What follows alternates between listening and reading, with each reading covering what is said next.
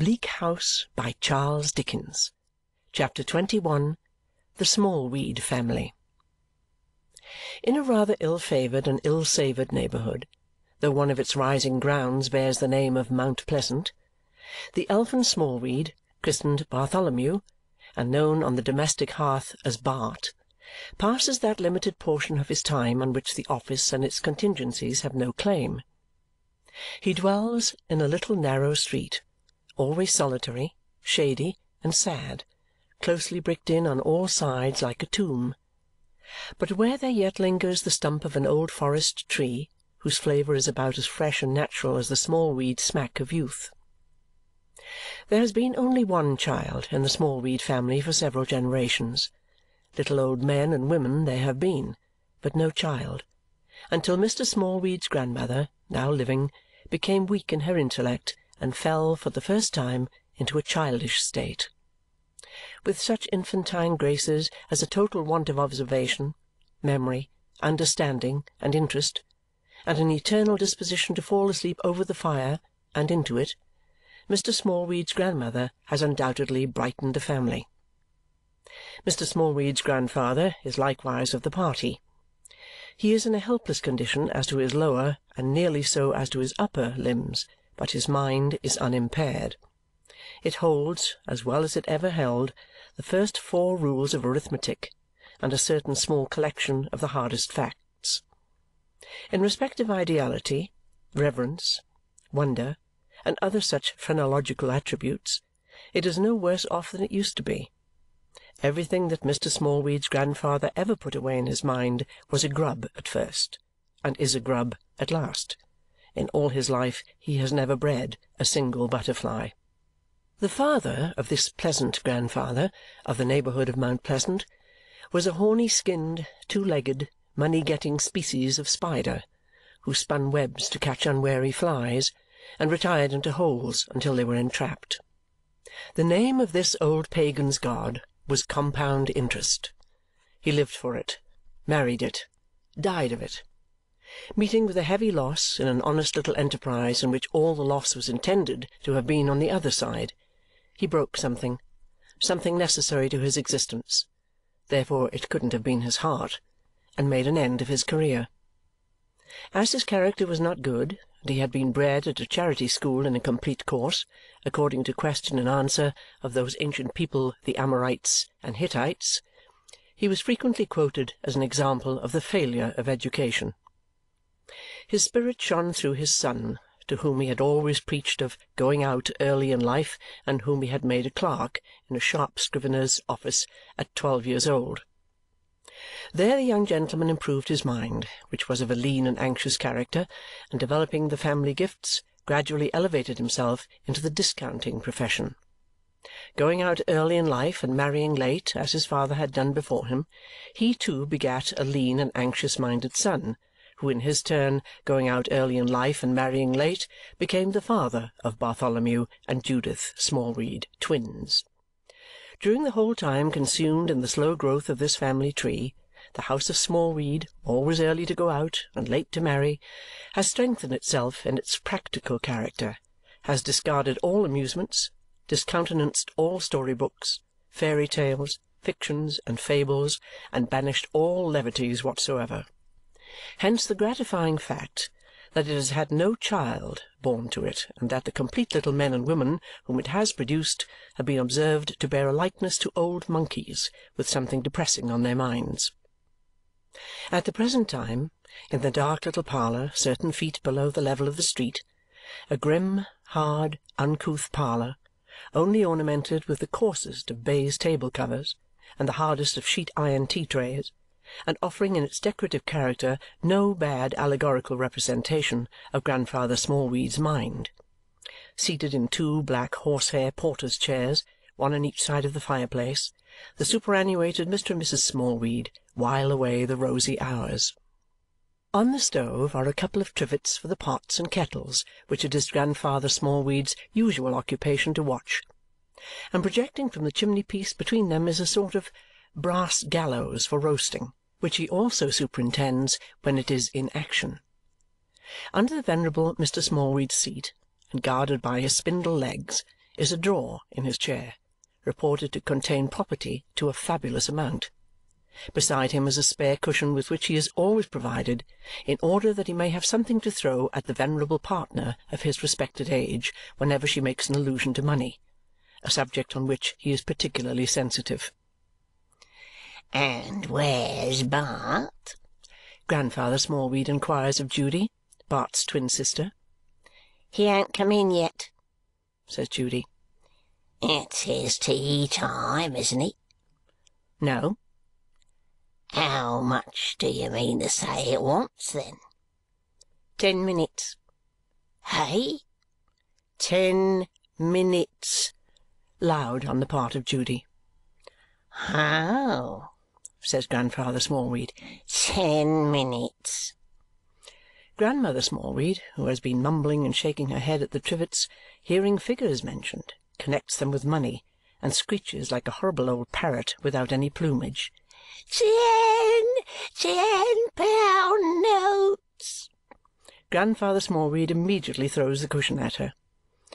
"Drat you, be quiet," says the good old man. The effect of this act of ejaculation is twofold. It not only doubles up Mrs. Smallweed's head against the side of her porter's chair, and causes her to present, when extricated by her granddaughter, a highly unbecoming state of cap, but the necessary exertion recoils on Mr. Smallweed himself, whom it throws back into his porter's chair like a broken puppet. The excellent old gentleman, being at these times a mere clothes-bag with a black skull-cap on the top of it, does not present a very animated appearance until he has undergone the two operations at the hands of his granddaughter, of being shaken up like a great bottle and poked and punched like a great bolster. Some indication of a neck being developed in him by these means, he and the sharer of his life's evening, again fronting one another in their two porters' chairs like a couple of sentinels long forgotten on their post by the black sergeant, Death. Judy the twin is worthy company for these associates. She is so indubitably sister to Mr. Smallweed the younger that the two kneaded into one would hardly make a young person of average proportions, while she so happily exemplifies the before-mentioned family likeness to the monkey tribe that, attired in a spangled robe and cap, she might walk about the table-land on the top of a barrel-organ without exciting much remark as an unusual specimen. Under existing circumstances, however, she is dressed in a plain, spare gown of brown stuff. Judy never owned a doll, never heard of Cinderella, never played at any game. She once or twice fell into children's company when she was about 10 years old, but the children couldn't get on with Judy, and Judy couldn't get on with them. She seemed like an animal of another species, and there was instinctive repugnance on both sides. It is very doubtful whether Judy knows how to laugh. She has so rarely seen the thing done that the probabilities are strong the other way. Of anything like a youthful laugh she certainly can have no conception. If she were to try one, she would find her teeth in her way, modelling that action of her face, as she has unconsciously modelled all its other expressions, on her pattern of sordid age. Such is Judy. And her twin brother couldn't wind up a top for his life. He knows no more of Jack the Giant-Killer or of Sinbad the Sailor than he knows of the people in the stars. He could as soon play at leap-frog or at cricket as change into a cricket or a frog himself. But he is so much the better off than his sister that on his narrow world of fact an opening has dawned into such broader regions as lie within the ken of Mr. Guppy. Hence his admiration and his emulation of that shining enchanter. Judy, with a gong-like clash and clatter, sets up one of the sheet-iron tea-trays on the table and arranges cups and saucers. The bread she puts on in an iron basket, and the butter, and not much of it, in a small pewter plate. Grandfather Smallweed looks hard after the tea as it is served out and asks Judy where the girl is. "Charley, do you mean?" says Judy. "Hey?" from Grandfather Smallweed. "Charley, do you mean?"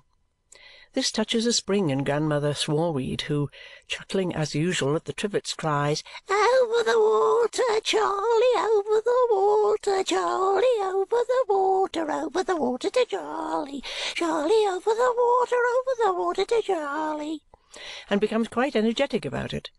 Grandfather looks at the cushion, but has not sufficiently recovered his late exertion. "Ah," he says when there is silence. "if that's her name. She eats a deal. It would be better to allow her for her keep." Judy, with her brother's wink, shakes her head and purses up her mouth into no without saying it. "No?" returns the old man. "Why not?" "She'd want sixpence a day, and we can do it for less," says Judy. "Sure?"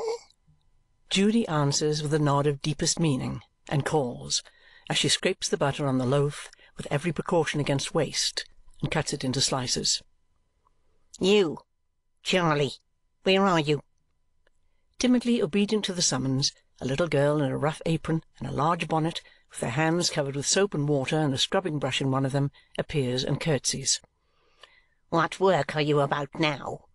says Judy, making an ancient snap at her like a very sharp old beldame. "I'm a-cleaning the upstairs back room, miss," replies Charley. "Mind you do it thoroughly, and don't loiter. Shirking won't do for me. Make haste. Go along," cries Judy with a stamp upon the ground. "You girls are more trouble than you're worth by half."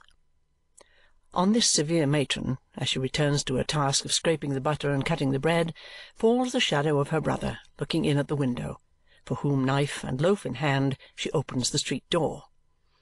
"Aye, aye, Bart," says Grandfather Smallweed. "Here you are, eh?" "Here I am," says Bart. "Been along with your friend again, Bart?" Small nods. "Dining at his expense, Bart?" Small nods again. "That's right. Live at his expense as much as you can, and take warning by his foolish example. That's the use of such a friend. The only use you can put him to," says the venerable sage. His grandson, without receiving this good counsel as dutifully as he might, honours it with all such acceptance as may lie in a slight wink and a nod, and takes a chair at the tea-table.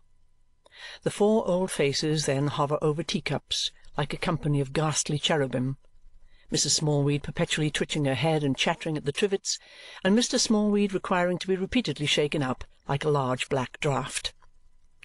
"Yes, yes," says the good old gentleman, reverting to his lesson of wisdom. "That's such advice as your father would have given you, Bart. You never saw your father. More's the pity. He was my true son." Whether it is intended to be conveyed that he was particularly pleasant to look at on that account does not appear.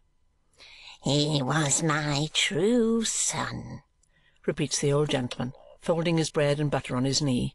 "A good accountant, and died 15 years ago."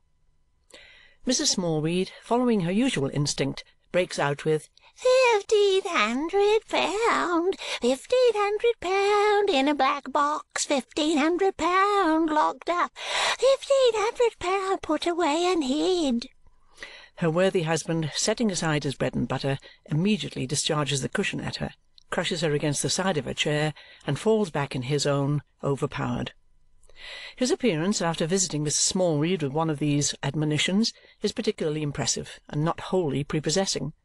Firstly, because the exertion generally twists his black skull-cap over one eye and gives him an air of goblin rakishness. Secondly, because he mutters violent imprecations against Mrs. Smallweed. And thirdly, because the contrast between those powerful expressions and his powerless figure is suggestive of a baleful old malignant who would be very wicked if he could. All this, however, is so common in the Smallweed family circle that it produces no impression. The old gentleman is merely shaken and has his internal feathers beaten up, the cushion is restored to its usual place beside him, and the old lady, perhaps with her cap adjusted and perhaps not, is planted in her chair again, ready to be bowled down like a ninepin. Some time elapses in the present instance before the old gentleman is sufficiently cool to resume his discourse, and even then he mixes it up with several edifying expletives, addressed to the unconscious partner of his bosom, who holds communication with nothing on earth but the Trivets, as thus. "If your father, Bart, had lived longer, he might have been worth a deal of money, you brimstone chatterer. But just as he was beginning to build up the house that he had been making the foundations for through many a year, you jade of a magpie, jackdaw and poll parrot, what do you mean? He took ill and died of a low fever, always being a sparing and a spare man, full of business care. I should like to throw a cat at you instead of a cushion, and I will too if you make such a confounded fool of yourself. And your mother, who was a prudent woman as dry as a chip, just dwindled away like touchwood after you and Judy were born. You are an old pig. You are a brimstone pig. You're a head of swine. Judy, not interested in what she has so often heard, begins to collect in a basin various tributary streams of tea from the bottoms of cups and saucers, and from the bottom of the teapot for the little charwoman's evening meal. In like manner she gets together, in the iron bread-basket, as many outside fragments and worn-down heels of loaves as the rigid economy of the house has left in existence. But your father and me were partners, Bart, says the old gentleman. And when I'm gone, you and Judy will have all there is. It's rare for you both that you went out early in life, Judy to the flower business and you to the law. You don't want to spend it. You'll get your living without it, and put more to it. When I'm gone, Judy will go back to the flower business, and you'll still stick to the law. One might infer from Judy's appearance that her business rather lay with the thorns than the flowers, but she has in her time been apprenticed to the art and mystery of artificial flower-making. A close observer might perhaps detect, both in her eye and her brother's, when their venerable grandsire anticipates his being gone, some little impatience to know when he may be going, and some resentful opinion that it is time he went. "Now, if everybody has done," says Judy, completing her preparations, "I'll have that girl into her tea. She would never leave off as she took it by herself in the kitchen." Charley is accordingly introduced, and under a heavy fire of eyes sits down to a basin and a druidical ruin of bread and butter. In the active superintendence of this young person, Judy Smallweed appears to attain a perfectly geological age and to date from the remotest periods. Her systematic manner of flying at her and pouncing on her, with or without pretence, whether or no, is wonderful, evincing an accomplishment in the art of girl-driving seldom reached by the oldest practitioners. "Now, don't stare about you all the afternoon," cries Judy, shaking her head and stamping her foot as she happens to catch the glance which has been previously sounding the basin of tea. "But take your victuals and get back to your work." "Yes, miss," says Charley. "Don't say yes," returns Miss Smallweed, "for I know what you girls are. Do it without saying it, and then I may begin to believe you." Charley swallows a great gulp of tea in token of submission, and so disperses the druidical ruins that Miss Smallweed charges her not to gormandize, which, "in you girls," she observes, "is disgusting." Charley might find some more difficulty in meeting her views on the general subject of girls, but for a knock at the door. "See who it is, and don't chew when you open it," cries Judy. The object of her attentions withdrawing for the purpose, Miss Smallweed takes that opportunity of jumbling the remainder of the bread and butter together and launching 2 or 3 dirty teacups into the ebb tide of the basin of tea as a hint that she considers the eating and drinking terminated. "Now, who is it, and what's wanted?" says the snappish Judy. It is one Mr. George, it appears. Without other announcement or ceremony, Mr. George walks in. "Phew!" says Mr. George. "You are hot here. Always a fire, eh? Well, perhaps you do right to get used to one." Mr. George makes the latter remark to himself as he nods to Grandfather Smallweed. "Oh, it's you!" cries the old gentleman. "Howdy-do, howdy-do." "Middlin'," replies Mr. George, taking a chair. "Your granddaughter I have had the honour of seeing before. My service to you, miss." "This is my grandson," says Grandfather Smallweed. "You haven't seen him before.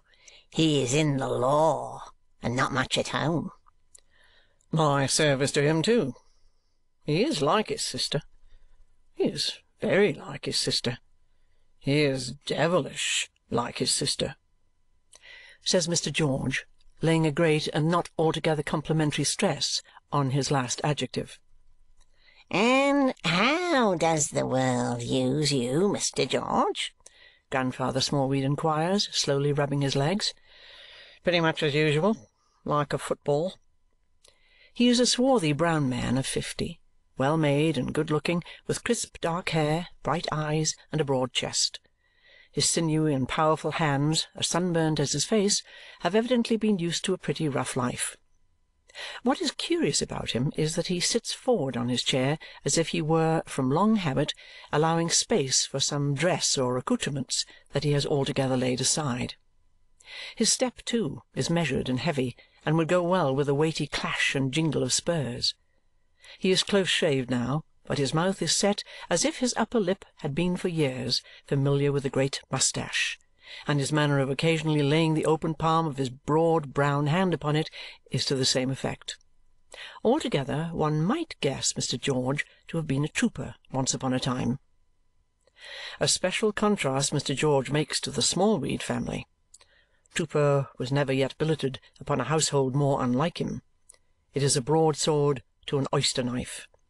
His developed figure and their stunted forms, his large manner filling any amount of room, and their little narrow pinched ways, his sounding voice and their sharp spare tones, are in the strongest and the strangest opposition. As he sits in the middle of the grim parlour, leaning a little forward, with his hands upon his thighs and his elbows squared, he looks as though, if he remained there long, he would absorb into himself the whole family and the whole four-roomed house, extra little back kitchen and all. "Do you rub your legs to rub life into 'em?" he asks of Grandfather Smallweed after looking round the room. "Why, it's partly a habit, Mr. George, and yes, it partly helps the circulation," he replies. "The circulation," repeats Mr. George, folding his arms upon his chest and seeming to become 2 sizes larger. "Not much of that, I should think." "Truly I am old, Mr. George," says Grandfather Smallweed. "but I can carry my years. I'm older than her," nodding at his wife. "and see what she is. You're a brimstone chatterer," with a sudden revival of his late hostility. "Unlucky old soul," says Mr. George, turning his head in that direction. "Don't scold the old lady. Look at her here, with her poor cap half off her head, and her poor hair all in a muddle. Hold up, ma'am. That's better. There we are. Think of your mother, Mr. Smallweed," says Mr. George, coming back to his seat from assisting her, "if your wife an't enough." "I suppose you were an excellent son, Mr. George," the old man hints with a leer. The colour of Mr. George's face rather deepens as he replies, "Why, no, I wasn't." "I am astonished at it." "So am I. I ought to have been a good son. I think I meant to have been one. But I wasn't. I was a thundering bad son.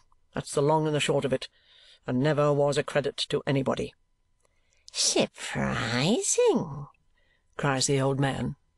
"However," Mr. George resumes, "the less said about it, the better now. Come, you know the agreement. Always a pipe out of the 2 months' interest. Bosh! It's all correct. You needn't be afraid to order the pipe. Here's the new bill, and here's the 2 months' interest money, and a devil and all of a scrape it is to get it together in my business." Mr. George sits with his arms folded, consuming the family in the parlour, while Grandfather Smallweed is assisted by Judy to 2 black leathern cases out of a locked bureau, in one of which he secures the document he has just received, and from the other takes another similar document, which he hands to Mr. George, who twists it up for a pipe-light.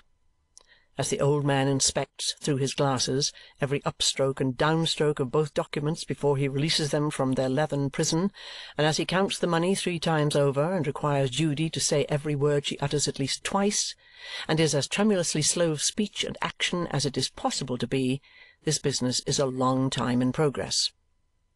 When it is quite concluded, and not before, he disengages his ravenous eyes and fingers from it and answers Mr. George's last remark by saying, "Afraid to order the pipe? We are not so mercenary as that, sir. Judy, see directly to the pipe and a glass of cold brandy and water for Mr. George." The sportive twins, who have been looking straight before them all this time, except when they have been engrossed by the black leathern cases, retire together, generally disdainful of the visitor, but leaving him to the old man as two young cubs might leave a traveller to the parental bear. "And there you sit, I suppose, all the day long, eh?" says Mr. George with folded arms. "Just so, just so." The old man nods. "And don't you occupy yourself at all?" "I watch the fire, and the boiling, and the roasting." "When there is any," says Mr. George with great expression. "Just so, when there is any." "Don't you read, or get read to?" The old man shakes his head with sharp, sly triumph. "No, no, we've never been readers in our family. It don't pay. Stuff, idleness, folly. No, no." "There's not much to choose between your two states," says the visitor in a key too low for the old man's dull hearing as he looks from him to the old woman and back again. "I say," in a louder voice. "I hear you." "You'll sell me up at last, I suppose, when I am a day in arrear?" "My dear friend," cries Grandfather Smallweed, stretching out both hands to embrace him, "never, never, my dear friend. But my friend in the city that I got to lend you the money, he might." "Oh, you can't answer for him?"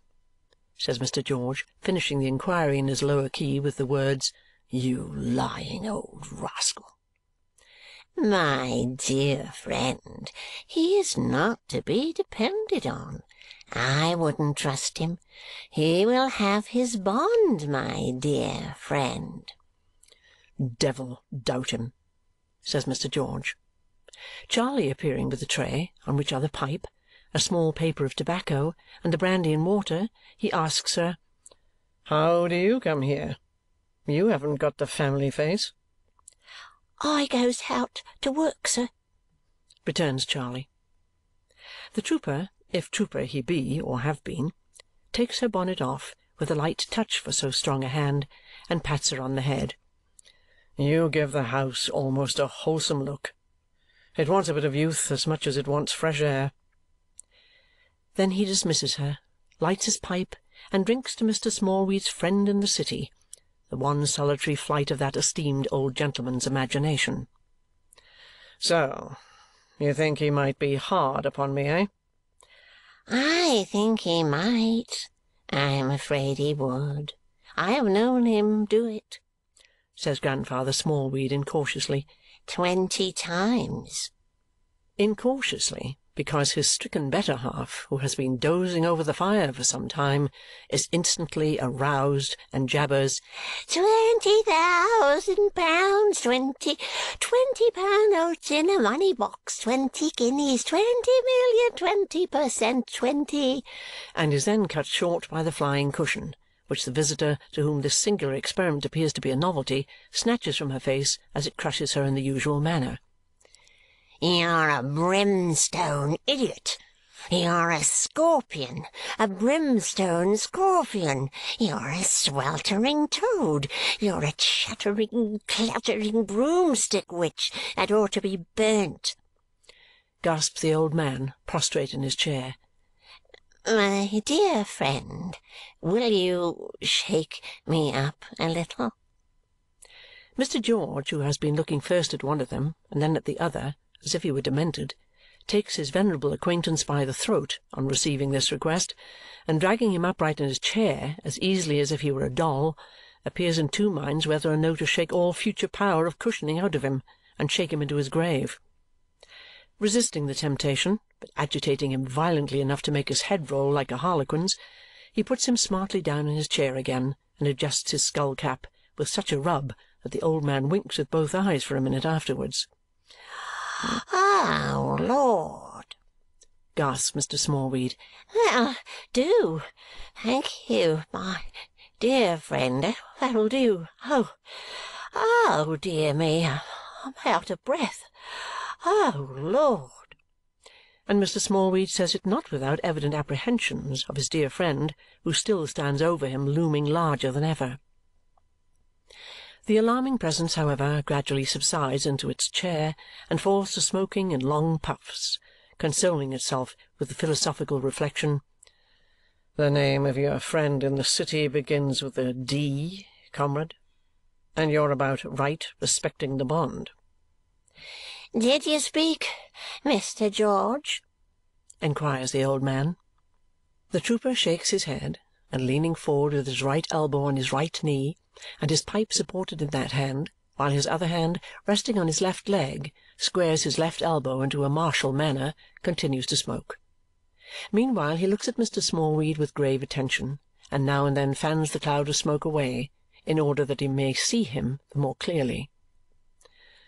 "I take it," he says, making just as much and as little change in his position as will enable him to reach the glass to his lips with a round full action, "that I am the only man alive, or dead either, that gets the value of a pipe out of you."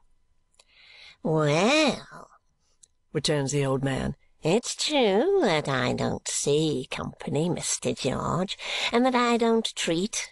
I can't afford to it. But as you, in your pleasant way, made your pipe a condition—" "Why, it's not for the value of it. That's no great thing. It was a fancy to get it out of you, to have something in for my money." "Ha! You're prudent. Prudent, sir," cries Grandfather Smallweed, rubbing his legs. "Very. I always was." Puff. "It's a sure sign of my prudence that I ever found the way here." Puff. "Also that I am what I am." Puff. "I am well known to be prudent," says Mr. George, composedly smoking. "I rose in life that way." "Oh, don't be downhearted, sir. You may rise yet." Mr. George laughs and drinks. "Ha'n't you no relations now?" asked Grandfather Smallweed with a twinkle in his eyes. "Who would pay off this little principal, or who would lend you a good name or two that I could persuade my friend in the city to make you a further advance upon? 2 good names would be sufficient for my friend in the city. Ha'n't you no such relations, Mr. George?" Mr. George, still composedly smoking, replies, "If I had, I shouldn't trouble them. I've been trouble enough to my belongings in my day. It may be a very good sort of penitence in a vagabond who has wasted the best time of his life to go back then to decent people that he never was a credit to and live upon them, but it's not my sort. The best kind of amends, then, for having gone away, is to keep away, in my opinion." "That's natural affection, Mr. George," hints Grandfather Smallweed. "For 2 good names, eh?" says Mr. George, shaking his head and still composedly smoking. "No, that's not my sort either." Grandfather Smallweed has been gradually sliding down in his chair since his last adjustment, and is now a bundle of clothes with a voice in it, calling for Judy. That houri appearing, shakes him up in the usual manner, and is charged by the old gentleman to remain near him, for he seems chary of putting his visitor to the trouble of repeating his late attentions. "Ha!" he observes when he is in trim again. "If you could have traced out the captain, Mr. George, it would have been the making of you. If when you first came here in consequence of our advertisement in the newspapers, when I say hour, I'm alluding to the advertisements of my friend in the city, and one or two others who embark their capital in the same way, and are so friendly towards me as sometimes to give me a lift with my little pittance. If at that time you could have helped us, Mr. George, it would have been the making of you." "I was willing enough to be made, as you call it," says Mr. George, smoking not quite so placidly as before, for since the entrance of Judy he has been in some measure disturbed by a fascination, not of the admiring kind, which obliged him to look at her as she stands by her grandfather's chair. "But, on the whole, I am glad I wasn't now." "Why, Mr. George, in the name of brimstone, why?" says Grandfather Smallweed with a plain appearance of exasperation. Brimstone apparently suggested by his eye lighting on Mrs. Smallweed in her slumber. "For 2 reasons, comrade." "And what 2 reasons, Mr. George? In the name of the—" "Of our friend in the city," suggests Mr. George, composedly drinking. "Aye, if you like. What 2 reasons?" "In the first place," returns Mr. George, but still looking at Judy as if she being so old and so like her grandfather, it is indifferent which of the two he addresses, "you gentlemen took me in. You advertised that Mr. Hawdon, Captain Hawdon, if you hold to the saying, once a captain, always a captain, was to hear of something to his advantage." "Well?" returns the old man shrilly and sharply. "Well," says Mr. George, smoking on, "it wouldn't have been much to his advantage to have been clapped into prison by the whole bill and judgment trade of London." "How do you know that? Some of his rich relations might have paid his debts or compounded for him. Besides, he had taken us in. He owed us immense sums all round. I would sooner have strangled him than had no return. If I sit here thinking of him," snarls the old man, holding up his impotent 10 fingers, "I want to strangle him now." And in a sudden access of fury he throws the cushion at the unoffending Mrs. Smallweed, but it passes harmlessly on one side of her chair. "I don't need to be told," returns the trooper, taking his pipe from his lips for a moment and carrying his eyes back from following the progress of the cushion to the pipe bowl, which is burning low, "that he carried on heavily and went to ruin. I have been at his right hand many a day when he was charging upon ruin full gallop.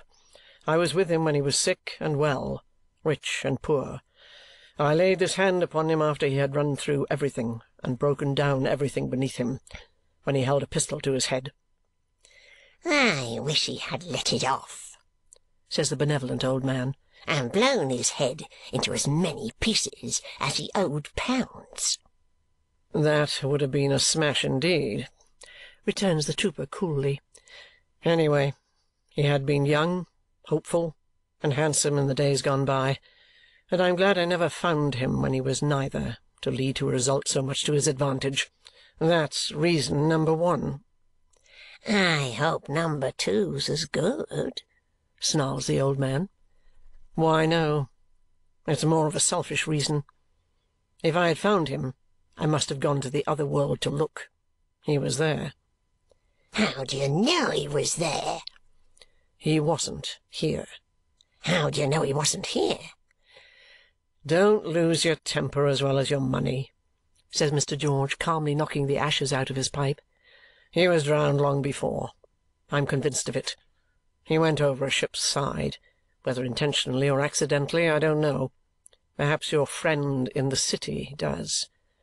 Do you know what that tune is, Mr. Smallweed?" he adds, after breaking off to whistle one, accompanied on the table with the empty pipe. "Tune?" replied the old man. "No, we never have tunes here." "That's the Dead March in Saul. They bury soldiers to it, so it's the natural end of the subject.